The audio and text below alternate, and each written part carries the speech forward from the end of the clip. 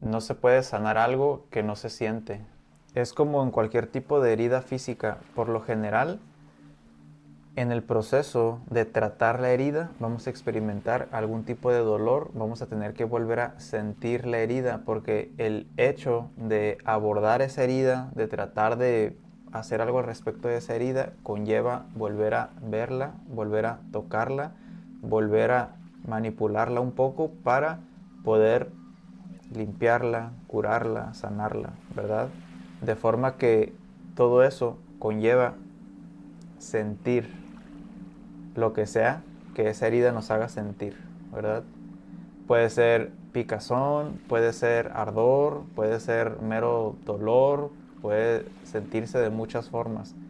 Pero la cosa está en que mientras sigamos tratando de evitar sentir, no vamos a poder sanar plenamente esa herida. Es lo mismo con las heridas emocionales. Sentir es tan importante porque cuando conectamos con lo que sentimos, precisamente podemos sentir si la herida está mejorando, si está empeorando, si la herida todavía está ahí o la herida ya no está, si se siente peor o si se siente mejor. Pero si estamos desconectados de nuestro sentir, no podemos ni sanarla, ni saber realmente en qué condiciones está la herida, ni tampoco saber qué tan grave o qué tan profunda es la herida si no nos estamos permitiendo sentirla como para poder darnos una buena idea de su profundidad o de su gravedad. Es más fácil reprimir lo que sentimos y decir que ya sanamos que atravesar lo que sentimos por más doloroso que pueda ser. Hay muchas formas de evadir o escapar de lo que sentimos, pero no creo que ninguno de esos caminos lleve a la verdadera sanación. Considero que no hay forma de sanar auténticamente sin sentir, sin el componente de sentir, de estar conectado con lo que tú sientes. Porque cuando te distraes o cuando te anestesias y te mantienes anestesiado, realmente nunca sabes si esa herida ya sanó realmente o no. Porque, de nuevo, necesitas conectar con tu sentir para saber si esa herida ya no duele, si ya quedó sanada, si ya quedó curada. O si al contrario, ahora duele más o se hizo más profunda. Lo que resistes persiste. Cuando dejas de resistirte y aceptas la verdad, en este caso la verdad de cómo te sientes, te liberas. Y me refiero a la verdad de cómo es que tú te sientes, no cómo te gustaría sentirte o cómo te gustaría que los demás percibieran que te sientes. En términos generales, no puedes entrar en un contacto sincero contigo mismo si no estás dispuesto a sentir y por ende a sentirte a ti.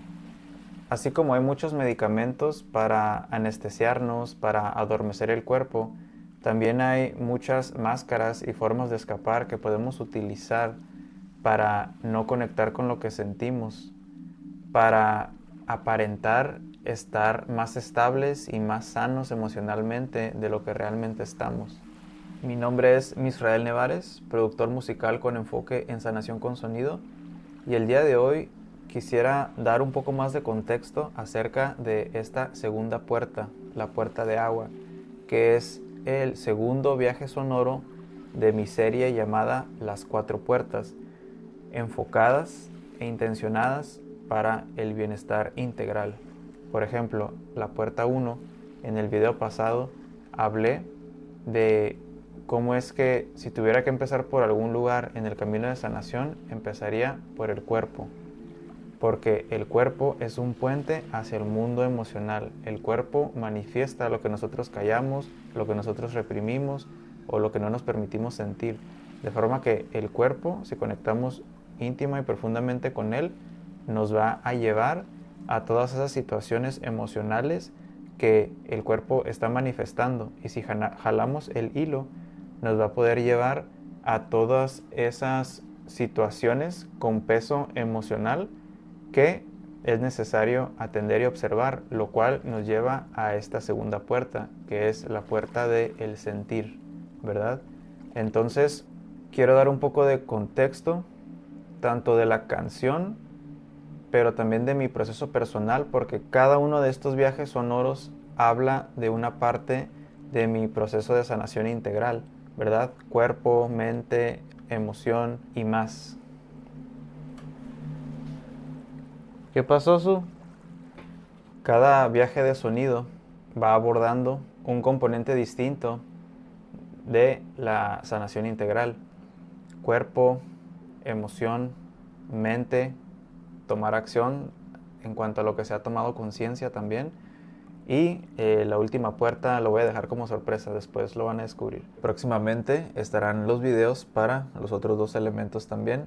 Claro que hay muchos más componentes del bienestar, pero hasta ahora lo estoy dejando en esas 4 puertas, y este video es para dar contexto de esta segunda puerta y mi proceso personal al respecto, en qué está inspirado, ¿verdad? Este viaje sonoro.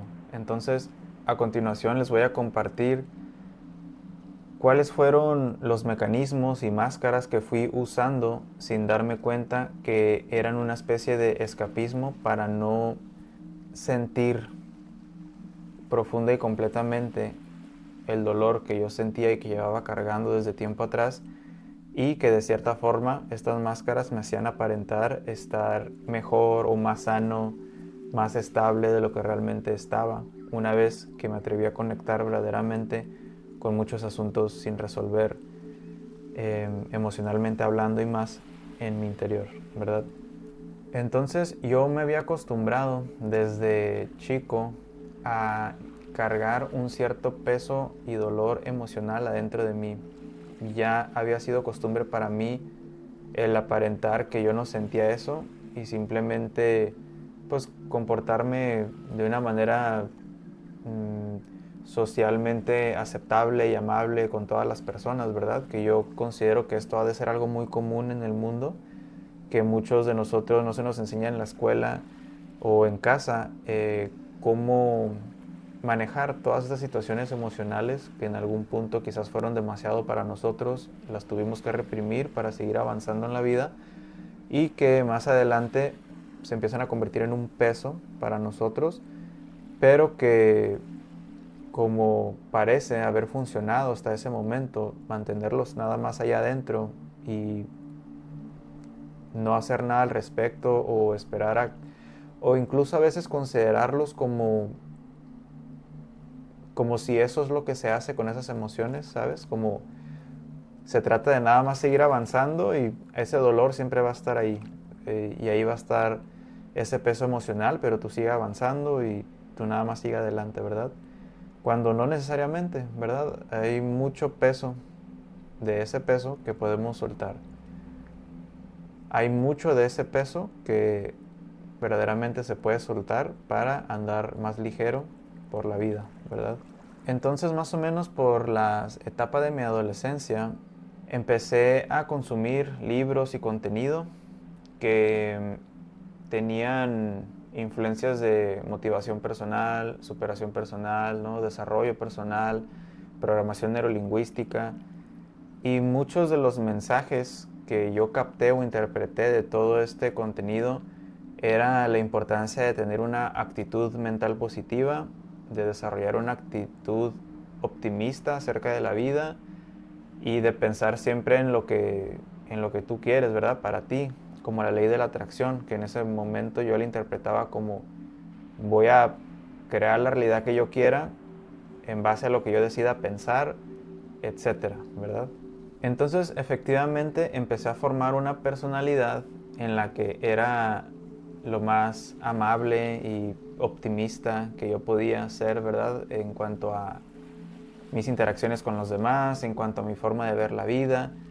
Y todo eso estaba muy bien, no tiene nada de malo. De hecho, pues considero que te abre también muchas puertas porque eres una persona agradable para las personas, de forma que se te abren oportunidades, ¿verdad?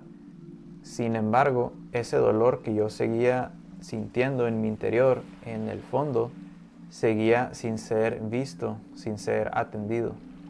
Entonces, detrás de estas sonrisas, estos tratos amables con las demás personas, en el fondo aún seguía sintiéndome fragmentado o quebrado realmente. Incluso inconscientemente creo que empecé a serme una persona complaciente, tratar de ayudar de más a las personas, como ser demasiado servicial, todo ese tipo de cosas que de alguna u otra forma seguían desviándome de verme a mí mismo. En realidad no hablaba mis emociones, no expresaba mis emociones, no tenía conversaciones que tuvieran que ver con cómo yo me sentía realmente. Y creo que solamente iba por la vida pensando que quizás la clave era no observar ese dolor, esas heridas, sino que simplemente seguir avanzando por la vida sosteniendo esta actitud mental positiva, ¿verdad? Así que más adelante, mientras seguía leyendo y consumiendo otro tipo de contenido, empecé a toparme con contenido más espiritual, más profundo, ¿verdad? De enseñanzas antiguas, toda clase de filosofías acerca de la vida y la relación con Dios y demás, ¿verdad?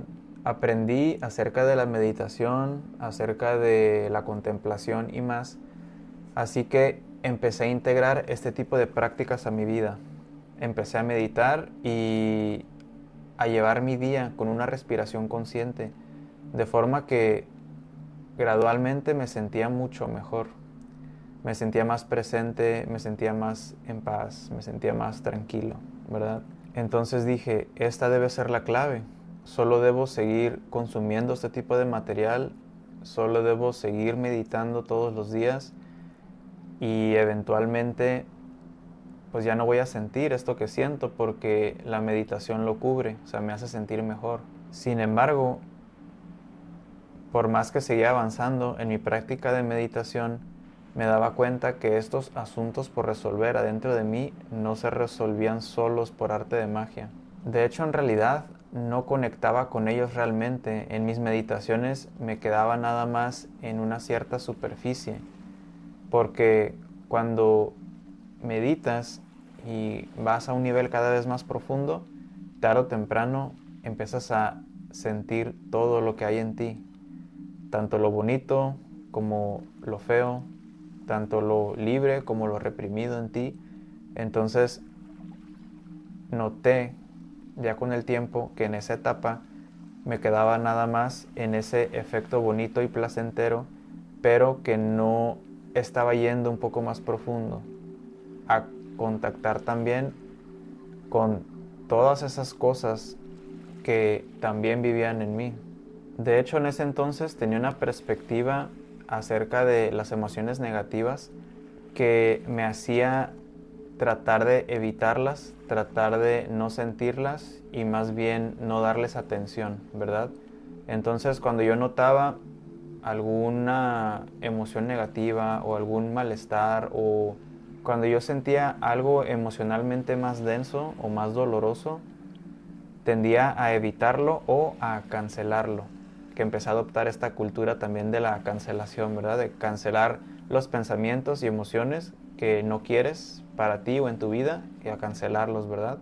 Entonces, cuando surgían este tipo de cosas, este tipo de asuntos sin resolver de mi pasado, de dolores que venía cargando desde mi infancia, más bien solamente como que los tachaba, ¿no? Los cancelaba, dejaba que se siguieran hundiendo y hundiendo más para que acá en la superficie solo quedara lo bonito y lo que yo quería ver y lo que yo quería para mí, ¿verdad? Había malinterpretado un poquito toda esta cultura de las cancelaciones, de pensamientos negativos, todo ese tipo de cosas. Son cosas que hoy en día ya no hago porque ahora lo veo como parte de un todo, ¿no? O sea que no puede haber una moneda sin sus dos caras, ¿no? De forma que antes de saber si yo quiero desechar algo o no de mi vida, primero tengo que observarlo. Primero tengo que verlo para ver si me es de alguna utilidad o no. Y entonces ya lo descarto o veo qué hago con ello. Pero no puedo nada más enterrar algo que no he visto, que no me he permitido ver, que no me he permitido conocer, que no me he permitido observar para yo poder tomar una decisión consciente de qué quiero hacer con ese pensamiento, qué quiero hacer con esa emoción o con cualquier otra cosa. Porque después me fui dando cuenta que todo lo que tú llegas a meter abajo del tapete en realidad no desaparece, sino que ahí está y ahí se queda abajo del tapete y tarde o temprano lo vas a volver a encontrar. Entonces, naturalmente, mientras fui avanzando en mi práctica de meditación, llegó el punto en el que tomé conciencia de todo ese dolor que había dentro de mí y que no estaba atendiendo, y que iba a ser muy conveniente para mí, muy sano, abordarlo, ver qué tenía que hacer con ese dolor, porque ahí estaba y de alguna u otra forma buscaba subir a la superficie.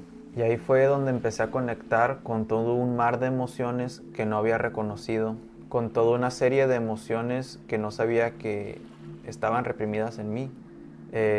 Sobre todo tristeza, después descubrí que había ira, descubrí que había vergüenza, culpa y muchas otras cosas que al yo estar sosteniendo una máscara fomentada por actitud mental positiva y una versión optimista de la vida, no estaba permitiendo ver toda esta otra parte. También conecté con una soledad muy profunda que sentía y con toda una serie de cosas que no sabía que estaban viviendo en mí.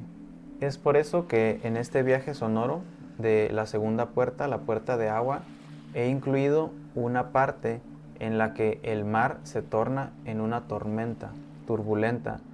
¿Por qué? Porque es para recordar que en la vida hay cosas tanto hermosas y bellas como otras cosas que son disonantes, que son más tormentosas, y que la vida incluye ambas. La vida no es ver nada más lo que yo quiero ver, sino ser capaz de ver la imagen completa y poder integrarla.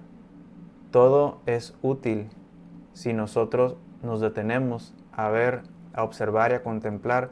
Todo nos ayuda a tener una comprensión más profunda de la vida, de las cosas, de todo lo que es, porque por algo existe, por algo existen esas experiencias dolorosas y por algo existen esas experiencias hermosas también.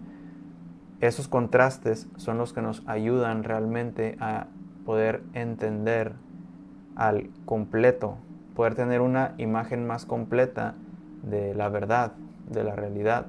Llega un punto en el que dejamos de resistirnos hacia las experiencias contrastantes de la vida, que muchas veces somos nosotros los que las etiquetamos como negativas, aunque muchas son claramente dolorosas y no las pudiéramos describir como agradables. Pero con el tiempo dejamos de generar esa dualidad, dejamos de decir esto me gusta, esto no me gusta, esto no lo quiero. Claro que podemos tener preferencias y creo que es lo más sano. Bueno, yo preferiría vivir esto, pero no me cierro a lo que me pueda venir a enseñar esta otra experiencia, quizás más difícil, quizás más dolorosa, ¿verdad? Entonces, de esa forma dejamos de vivir buscando evitar el dolor, porque esa es una forma de vernos movidos por la vida, estar tomando decisiones nada más para evitar el dolor, para evitar esto, para evitar lo otro que no queremos vivir, pero de alguna u otra forma conlleva vivir con miedo. De forma que, aunque sí es prudente evitar el dolor, de alguna u otra forma también es importante tomar esta decisión interna de decir, tomo la vida tal y como es, con todo lo que conlleva la vida y con todo lo que conlleva vivir, sabiendo que vivir aquí en la tierra y llevar a cabo una experiencia humana va a conllevar sí o sí experimentar tanto cosas hermosas, tanto cosas dolorosas también.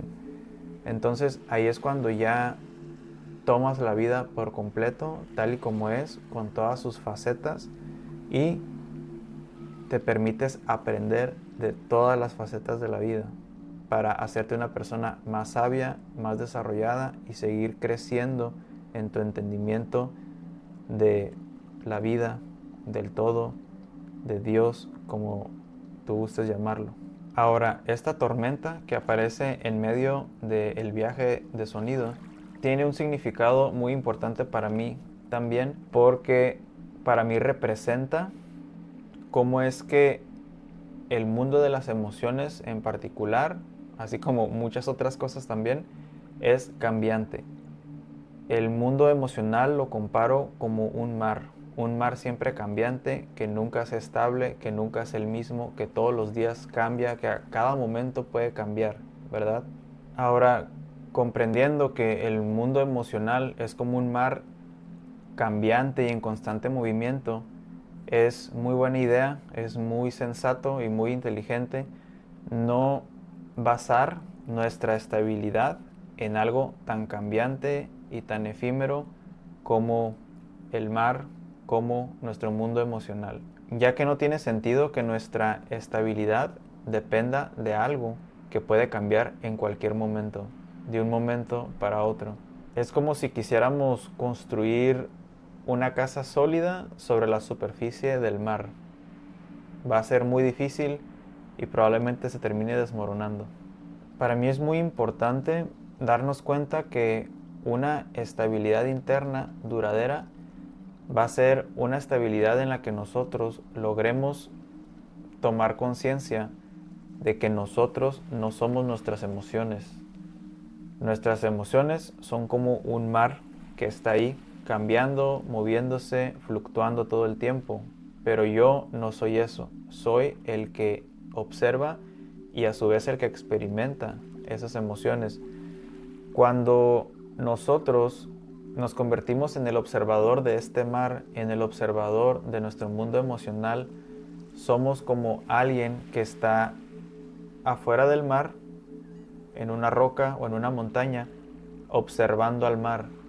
Pero cuando nosotros nos identificamos con nuestras emociones, es como si estuviéramos nosotros adentro del mar, siendo movidos, agitados a través de las tormentas, de las aguas calmadas. Cuando el agua se calma, me relajo.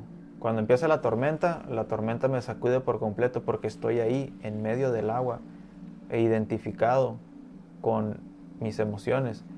Pero cuando yo soy el observador, yo observo mis emociones, observo las olas ir y venir, observo la fluctuación del agua, de la marea, observo las olas fuertes, observo cuando está tranquila el agua, de forma que yo observo y hasta cierto punto experimento todas esas emociones que están ahí, pero no me identifico con ellas. Yo no soy lo que siento, soy esa conciencia que está siendo consciente de que eso está sucediendo.